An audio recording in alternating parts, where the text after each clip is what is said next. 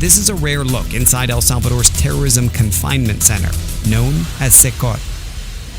CECOT's director, Belarmino Garcia, greets us and takes us through a rigorous security check. Wedding ring. So this is like airport security on steroids. Anything that we're carrying with us. Móvil aquí, teléfono. Okay, anything we're carrying with us has to go there. And then there's a body scan that continues on the other side.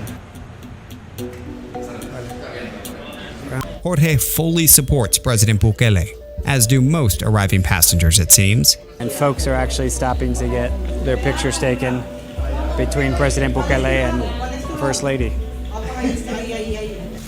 Under Bukele's state of emergency, law enforcement have arrested more than 81,000 people, known as CECOT. He says there's always somebody standing here in front of the cells, and then if you look up, there's another corridor with more security personnel. It's been equated to 7 football stadiums. It's almost multiple prisons within the prison. You can see off to the distance, there's 3 different rings as they describe. The far end, you have one that's 9 meters high of concrete, and then above that, 3 meters of electrified fencing. 15,000 volts. 15,000 volts.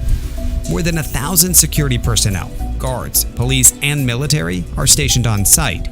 I've heard about it, that it's a new El Salvador, it looks different. That new El Salvador has emerged under President Nayib Bukele, who took office in 2019 and declared a controversial state of emergency more than 2 years ago. It sparked an aggressive crackdown on crime.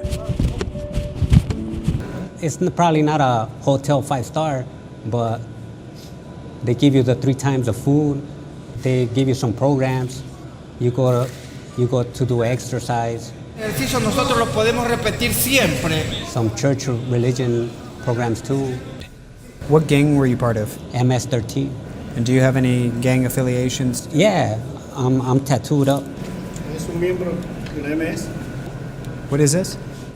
Crazy criminals. Say crazy criminals. Yeah, I made this clique in 2011. You made the clique? Yeah.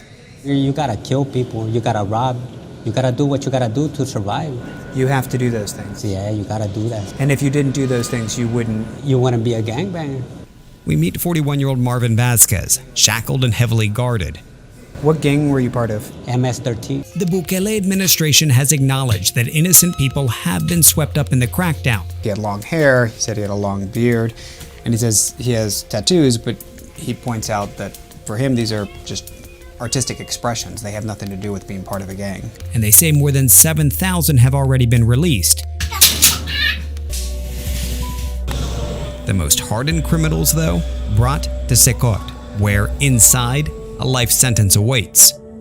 We did bad things, we pay it the rough way, doing time. He even says the program they've built has started to incorporate AI, which can tell them where you have to put your police officer. The only light you get is through this hole, and they can be in here for 15 days, potentially. All right, I'm ready to get out.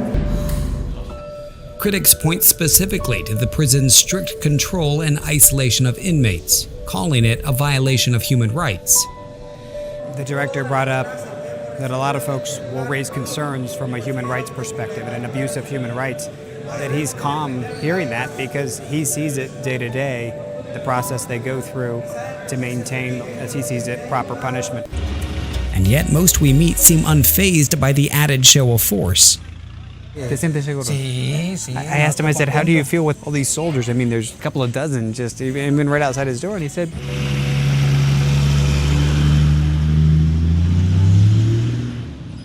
Late last week, as the U.S. State Department lowered its travel advisory for El Salvador, citing a significant reduction in crime, it also warned that Bukele's emergency measures allow authorities to arrest anyone suspected of gang activity and suspends constitutional rights. His family fled El Salvador's civil war when he was 3. Just coming to the airport, you feel the sense of like safety, you know? do you feel it in the U.S.? No. You don't? No. And you live in Indiana? Yes, sir. Jorge fully supports President Bukele, as do most arriving passengers, it seems. And yet for many on the outside, the prison, now a symbol of newfound freedom, the new El Salvador, as they see it.